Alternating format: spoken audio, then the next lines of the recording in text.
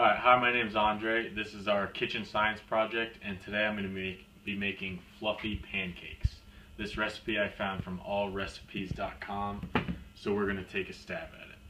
So first of all, we have our milk and vinegar mixture here, and we combined this 5 minutes ago and let it sit in regards to time. And what this is going to do, it's going to act as sort of a substitute for the buttermilk. And when added to the baking powder and soda, it will react to them and form a fizzing reaction. And this will help the pancakes rise and create the fluffiness that they have. So, and the reaction also cancels out the sourness that would be had right now if you were to drink the milk and vinegar by itself. So you have no taste of that, and it will just be airy and tasty. Another job of the milk is going to be to react with the flour to form gluten chains, which will link end to end. So we have that sitting, and that's been sitting. So now we're going to take a look at some of our dry ingredients. We have here, this is our flour, and the flour is made from wheat, and this is all-purpose enriched flour. And it's enriched to add nutrients lost during the harvesting, milling, and bleaching processes.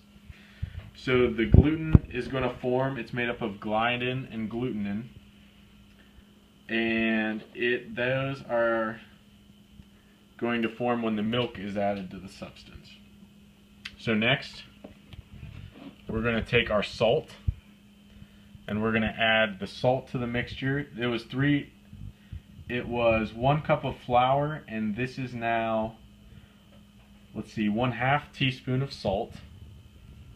So we'll go ahead and add that. So what the salt does, it's going to add structure to the gluten. It's going to act by straightening the gluten. Extracting unwanted moisture allows the gluten to hold more water and CO2 so that it can expand while still maintaining its structure.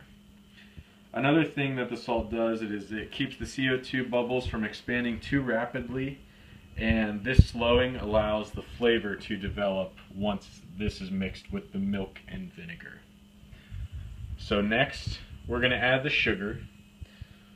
We have how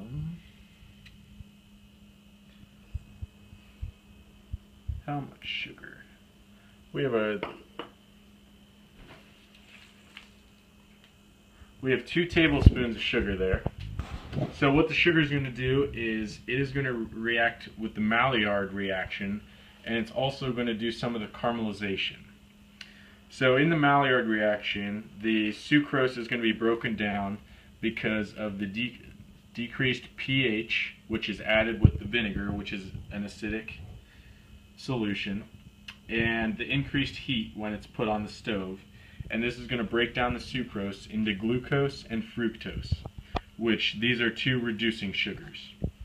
These reducing sugars then bind to the amino groups from the milk and the eggs, which we'll add later. And the heat is going to accelerate this reaction, and in the end it's going to add flavor and brown pigments to the product.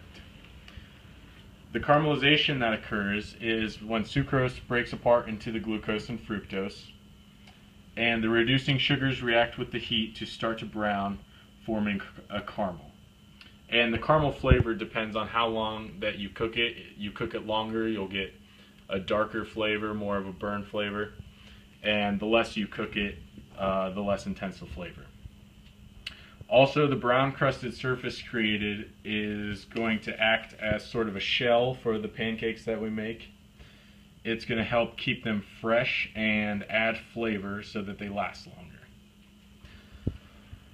So next here we have 1/2 teaspoon of baking powder.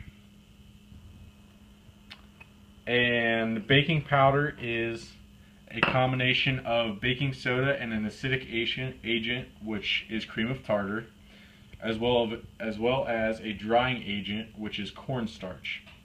The cornstarch is added to keep moisture out of the container during the storage process and keeping it from reacting. So next we have the baking soda, and this is 1 teaspoon. And baking soda is sodium bicarb, but without an acid.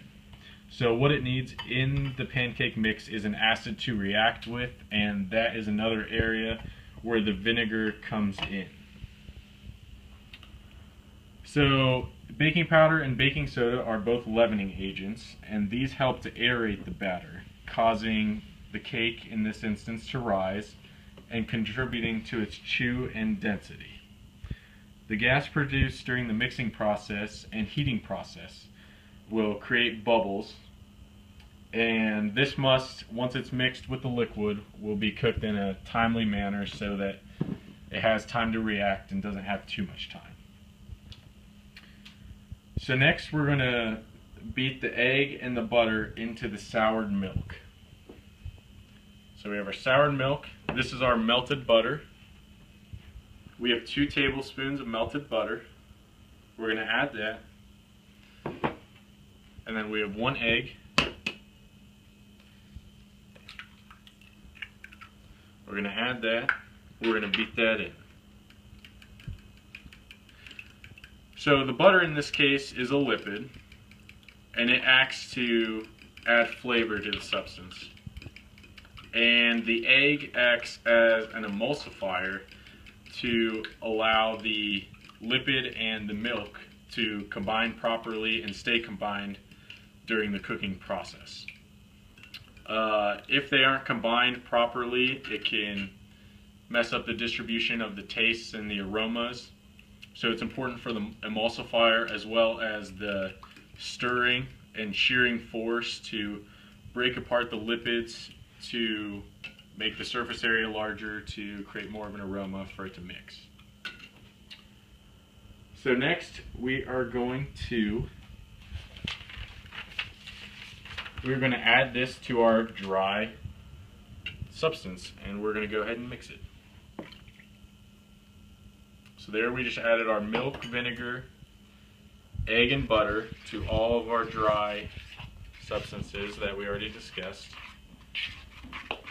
And we're going to go ahead and mix it until it's smooth. And you can see bubbles already forming a little bit. And that's the vinegar reacting with the baking powder and baking soda. So we'll come back in a second for our final step.